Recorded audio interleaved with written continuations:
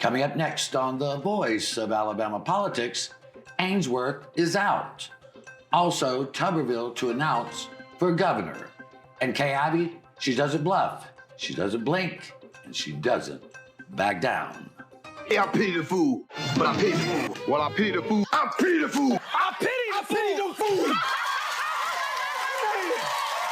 And she ain't your Meemaw. All this and much, much more coming up next on The V.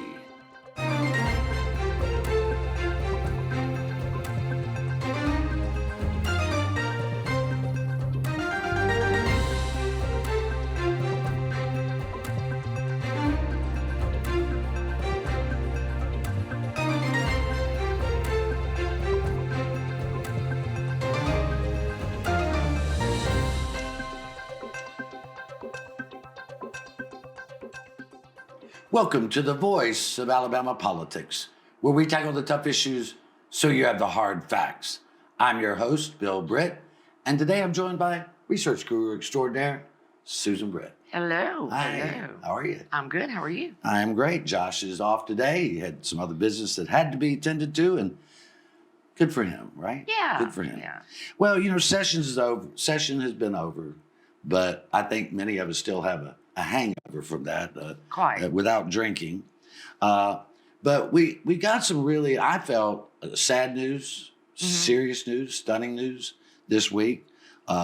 Lieutenant Governor Will Ainsworth has exited the 2026 gubernatorial race.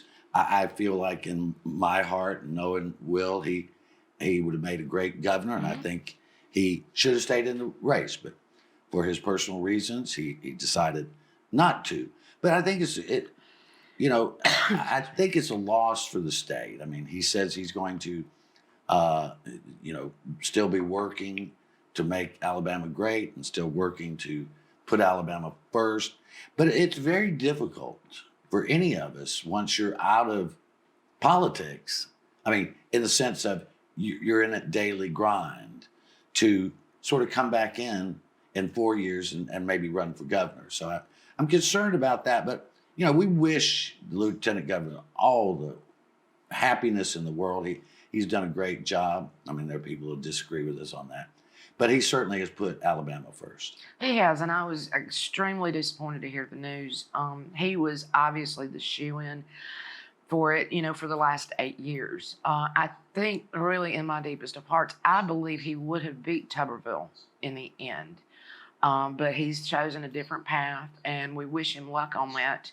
But I do think he would have been a really good choice for Alabama because he really has Alabama at the heart of everything he does. Yeah. I mean, that's obvious. I mean, it seemed to me, and I've written this, that he seemed destined for that position. He put a lot of his time, at least the last 4 or 6 years, into that. And I think he would have made a very good governor. I also think that Senator Tuberville entrance into this race, which he's going to announce this coming week, I think by the 27th. And I think his entrance into this race has cleared the field at a time when I don't think you need to clear the field. Because if you look at Alabama history, front runners a front runner a year out does not necessarily mean he's going to end up winning. If you look at, there was time when Roy Moore was a front runner for governor. Right. There was a time when Bill Baxley was a front runner for governor. There was a time when Arthur Davis was the front runner for the Democrats. And none of them made it to the end. Not a single one of them. So when we're looking a year out from an election and saying, hey, this is the guy that's going to clear the field, I think we've got, I think people are just running scared instead of running for office. Right. Well, I know a lot of people just are insistent that they know that Donald Trump's going to endorse Tommy Tuberville, and I don't know that that's true. Plus, Alabama is a dark horse state. We do love our dark horses, which, with Will Ainsworth being what everybody assumed would be the next governor, with him stepping out of the race, this opens up the field quite wide. It opens up a lot of donors also that's not necessarily clearly going to donate to Tommy Tuberville. And so there's somebody, you got your Robert Bentleys that came out of nowhere. Yeah. You know, you got your Guy Hunts that came out of Right. nowhere. This is an open opportunity sitting there waiting for somebody to grab the reins. And well, I think, you know, in my opinion, you know, why wouldn't you run? I mean, I just can't. I've never, ever in my life looked at a fight and said, well, I can't win it. Yeah. I mean, you can, look, if you get beat, you get beat. Yeah. That's life, you know, but you run, you know, because you think you're the best person for the job. Right. You don't run because it's going to be easy. You do these things because they're going to be hard. And look, Alabamians like a good race. They like a good race. They do. And I will also throw in here. You talk about President Trump endorsing. President Trump endorsed Luther Strange. Luther Strange lost to Roy Moore. Right. Roy Moore was endorsed by Donald Trump, and he lost to Doug Jones. Mo Brooks was endorsed by President Trump. He lost to Katie Britt. Right. And it's just that may be a magic bullet. Listen, he is a politician that is unlike any other politician. He reminds me of what Alice Roosevelt said about her father, Teddy Roosevelt. He is the bride at every wedding, and he is the corpse at every funeral. Right. And look, so he's that omnipotent. But the thing is, in Alabama, that has not registered into wins. No. That is not. No, they switched horses at the last minute With Katie Britt. with They Katie did. Britt. Because they saw that. Well, his people asked me what I thought, and I said, she is going to beat Mo Brooks like a rented mule. Well, he wanted to make sure that his endorsement seemed to count because he saw that Mo Brooks wasn't going to win against Katie, and so he had to switch horses to get a win there. And the reason he said it is because Mo Brooks became woke. Mo Brooks is the least woke person I've ever met. He is so unwoke. He's like a corpse walking, you know? Yeah. There's just nothing woke about him. But again, not disparaging anybody in here. It's just saying these are facts. I don't care. Katie Britt was polling at what, 3% when she 3%. went? Nobody had even heard of Robert Bentley. Now I know people say, oh, this is different. Oh, this is different. Tommy Tuberville has a 100% name ID. Fine. That's great. But how much of that is positive? Exactly. How much of Just that is because positive? somebody knows you doesn't mean they are, you know, for you. But I think, I hope it's an interesting race. I hope it widens the field. I think if Kent Davis, the former VA administrator here in Alabama, or director here in Alabama, I think if he runs, he's got a good shot. I think there's some other people out there. I know everybody keeps talking to me about Nathaniel Ledbetter. Excuse me, he was the Speaker of the House running. Why would he? The Speaker of the House has more power than the governor. Yeah. And I mean, look, that's just, those are facts. Oh, and he can get more work done as Speaker than he can as Governor. Yeah, because the governor in Alabama is weak. It's a weak governorship. And you have to know how to manipulate the levers of power as a governor. And that takes a long time to observe it and to understand how it works. You saw how ineffective Bentley was, truly, because he had no concept of what being governor was like. Right. Anyway, we're gonna leave it right. On the job training is not what we need. No. Anyway, you're watching the voice of Alabama politics. We'll be right back.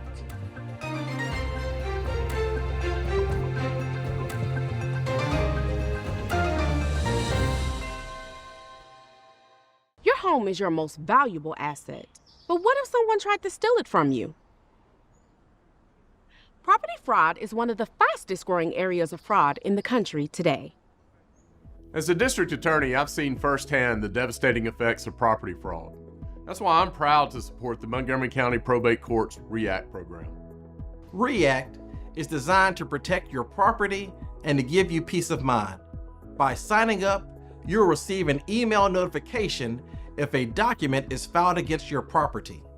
This program is a game changer. It has the potential to prevent fraud and protect countless homeowners throughout Montgomery County.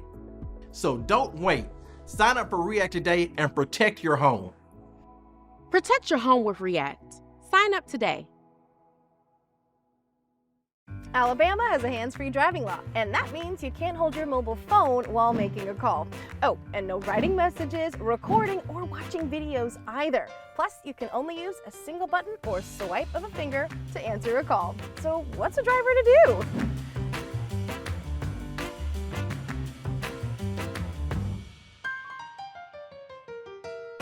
Alabama's hands-free driving law is in effect.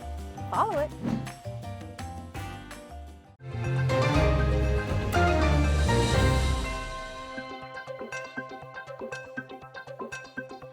Welcome back to the V, the voice of Alabama politics. You know, Susan, we talk about Tommy Tuberville, and we've been pretty tough on the senator, and I think justifiably so, because there is a lingering suspicion that he doesn't actually live in Alabama. Now, I've talked to some folks that are very pro Tommy Tuberville, and they have said, well, the residency issue is not that big a deal, and that Senator Tuberville is going to release a package to the media when he announces his run that will explain, from their point of view, the legal justification for him living here. So, but they basically claim that because he's a senator from Alabama, his residency is not as important, or his residency will have been fulfilled. And they have a legal argument, or at least a philosophical argument, about why that's true.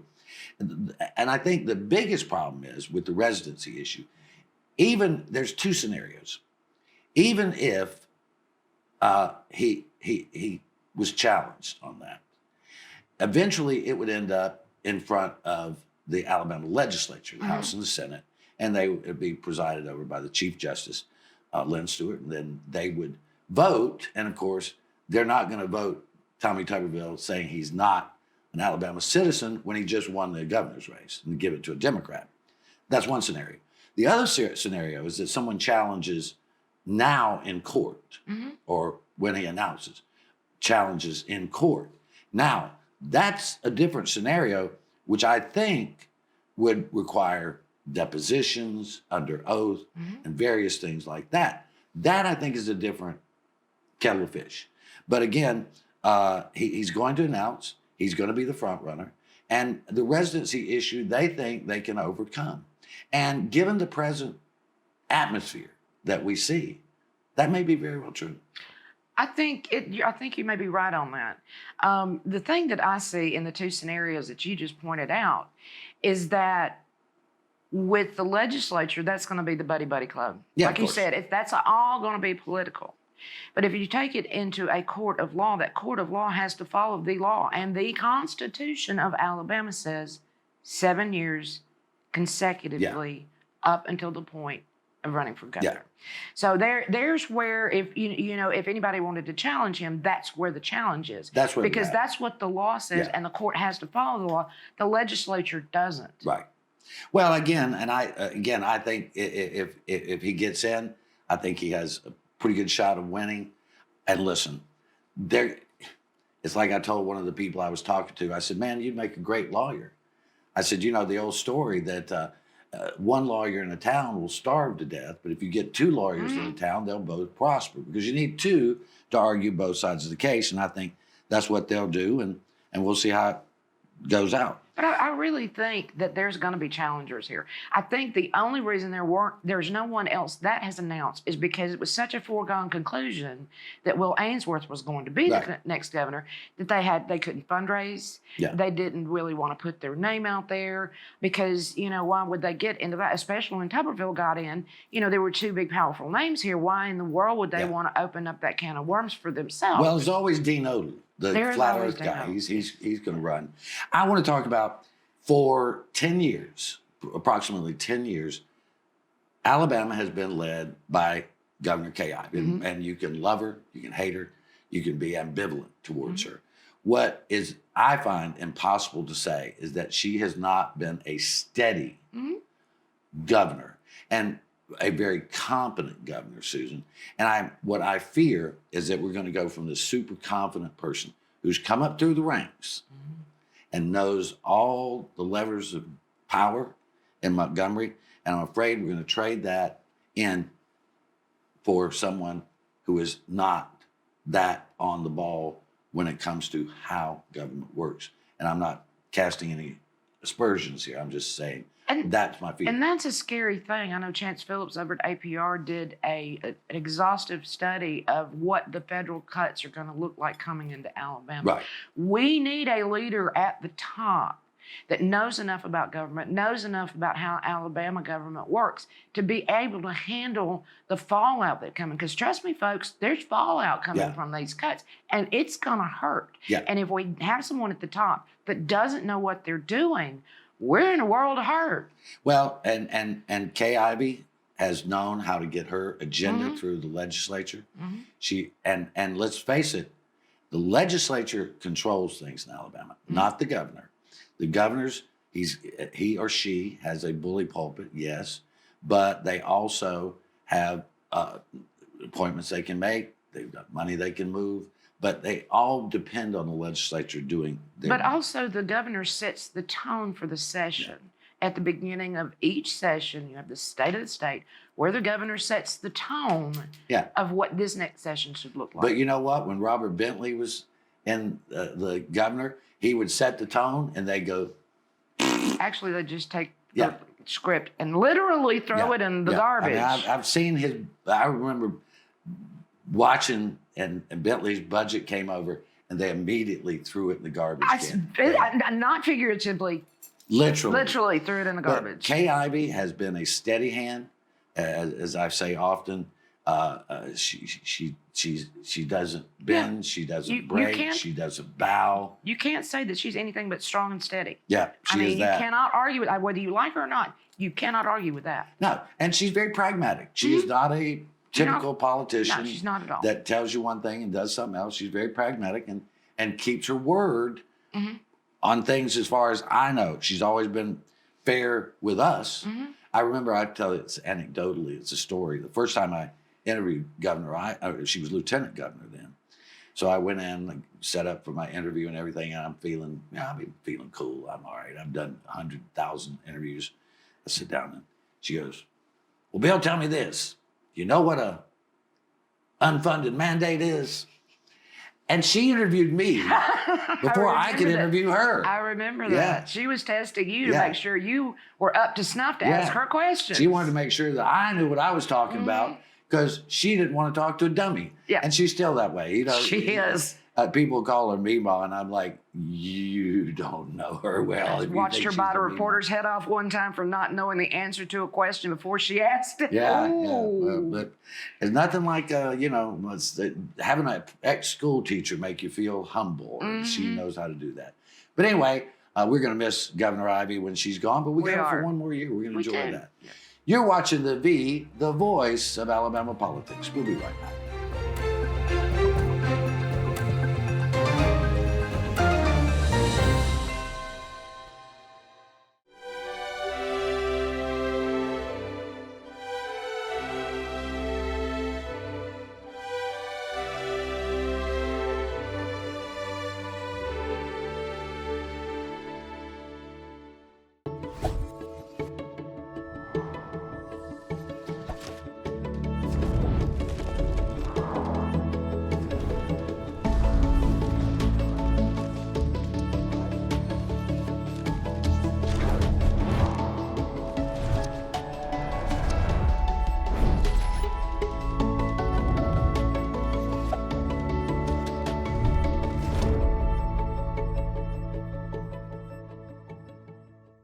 Alabama has a hands-free driving law, and that means you can't hold your mobile phone while making a call.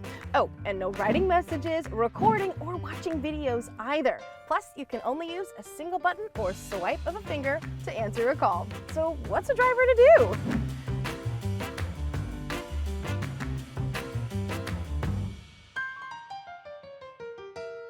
Alabama's hands-free driving law is in effect. Follow it.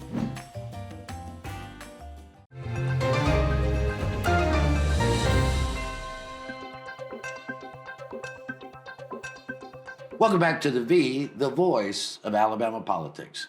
Susan, there's an old saying in politics that nothing disinfects like sunshine.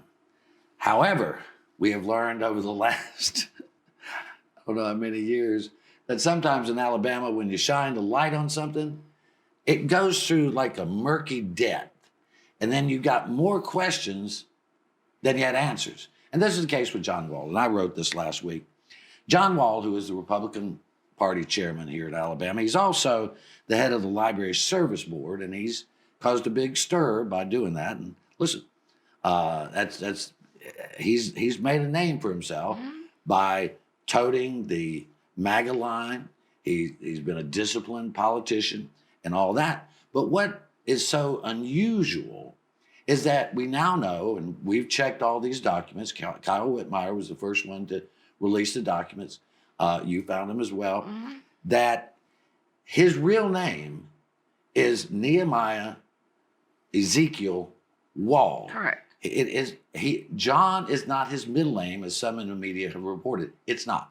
It is Nehemiah Ezekiel Wahl, not John. But Susan, and you went through these documents with him.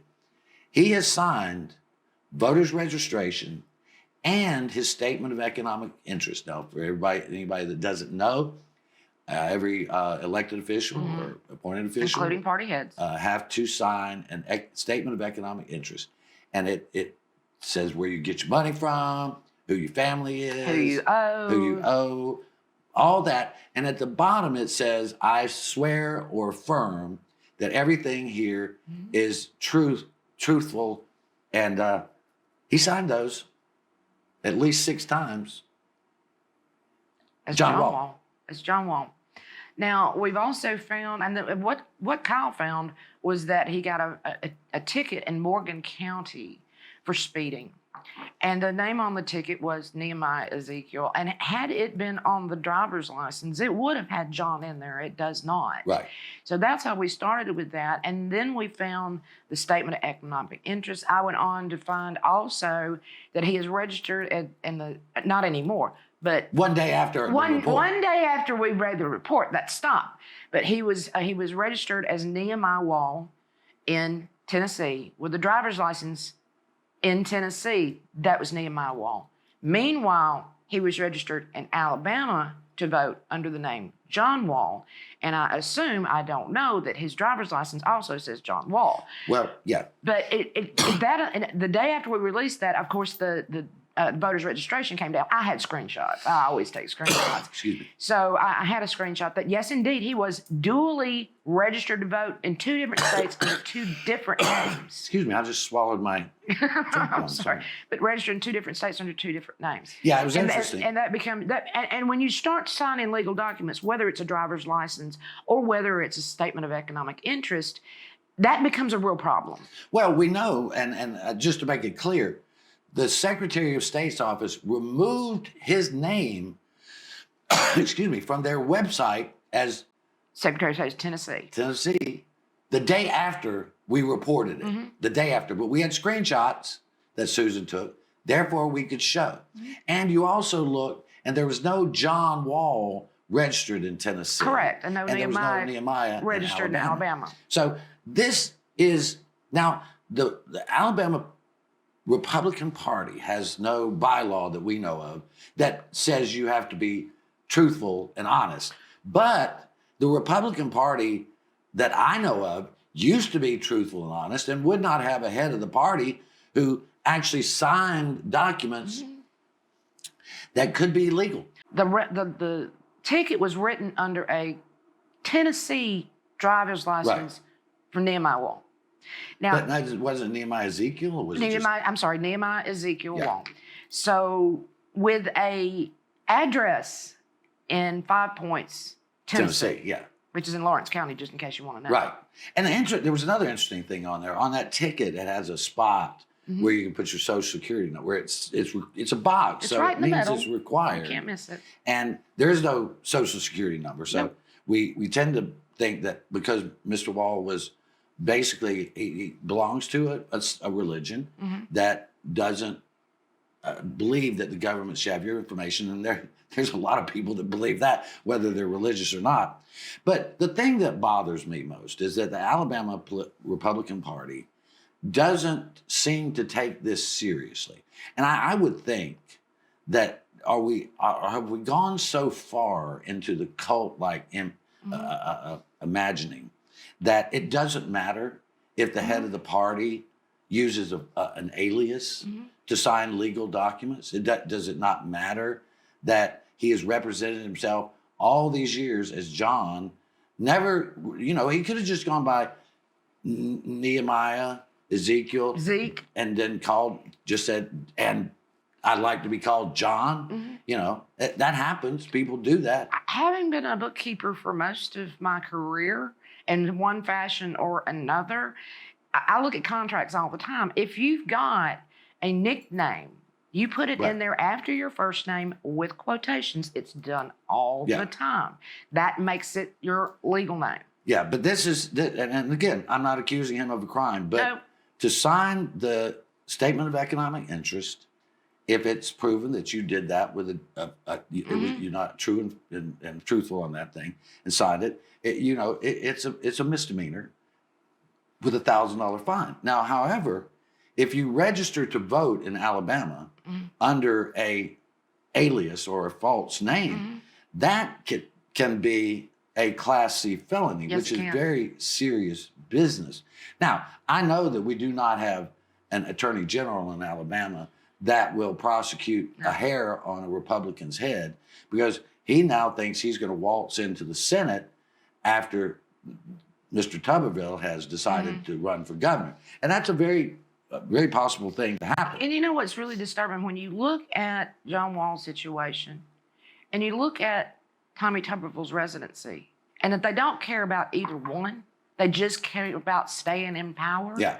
How scary is that, really? Well, how scary is it that they are so drunk with power that they'll ignore the law? They'll ignore the breaking of the law. They'll, ignore what the Constitution tells them just to keep Republican control. Well, at least that's what we believe, right? Kind of looks that way to me, but I may be an idiot. Who Well, knows? as Josh says, you've got a Tennessee man who is going to approve a Florida man to run for Alabama governor. Yeah. And if that ain't the world turned upside down, baby, I don't know what it is. But anyway, Susan, it's been so wonderful to spend this 30 minutes with you today. It has. It's wonderful to spend the 30 minutes with you good folks too. You've been watching the voice of Alabama politics. You watch us because we watch them.